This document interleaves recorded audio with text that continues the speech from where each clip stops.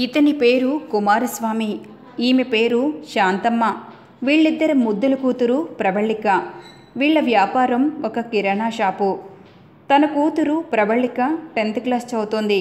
వాళ్ళ ఊరికి బస్సు మార్గం లేకపోవడం చేత రోజు ప్రవళిక స్కూల్కి నడుచుకుంటూనే వెళ్ళేది. మార్గం మధ్యలో చిన్న రైల్వే స్టేషన్ ఉంటుంది.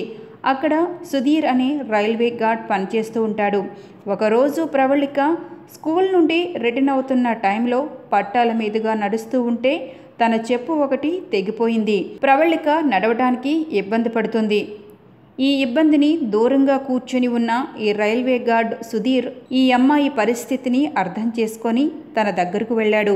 ఆ అమ్మాయి కాళ్లకు రాయి తగిలి రక్తం వచ్చింది. అది చూసిన సుధీర్ వెంటనే తన జోబులో ఉన్న కర్చీప్ని తీసి తన కాళ్లకు కట్టేశాడు. ఆ అమ్మాయి నడవలేని స్థితిలో ఉంటే చేయి అందించి హెల్ప్ చేశాడు. అక్కడి నుండి వాళ్లకు మెల్లమెల్లగా పరిచయం ఏర్పడింది. ఆ పరిచయం అలా కొనసాగుతూ మెల్లమెల్లగా ఒకరంటే ఒకరికి ఇష్టం, ప్రేమ పుట్టుకొచ్చాయి. ఇద్దరూ మంచి యవ్వనంలో ఉన్నారు. మనసులు కలిసి వీళ్ళిద్దరూ ఓ సాయంత్ర సమయాన శరీరాలు ఏకం చేసుకున్నారు. ఇలా కొన్నాళ్ళు ఎవరికీ తెలియకుండా మరికొన్నాళ్ళు కొనసాగారు. వీళ్ల ప్రేమకు గుర్తుగా ప్రవళిక గర్భం దాల్చింది. విషయం అర్థమైన ప్రవళిక వెంటనే అక్కడ నుంచి సుధీర్ దగ్గరకు పయనించింది.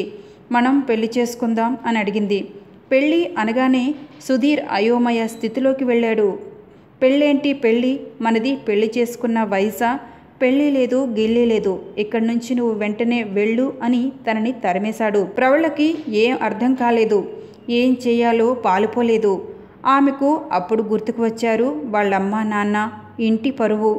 తను గర్భవతి అని తెలిస్తే వాళ్ళ కుటుంబాన్ని వెలివేస్తారు. ఏం చేయాలో తెలియలేదు. సుధీర్ని వరుసగా 10 రోజులు బ్రతిమలాడి చూసింది. చివరిగా ప్రవళిక బెదిరించి చూసింది. అయినా లాభం లేకపోయింది. ఇక చేసేది ఏమీ లేకపోయింది. ప్రవళిక అదే రోజు రాత్రి ఊరి చివర ఉన్న పాడుబడ్డ బావిలో తన తనువుని ముగించింది. ఈ వీడియోని చూసే ముందు మా 9 రోజెస్ ఛానల్ని సబ్స్క్రైబ్ చేయడం మర్చిపోకండి. మరిన్ని లేటెస్ట్ అప్డేట్స్ కోసం పక్కనున్న గంట సింబల్ని క్లిక్ చేయండి.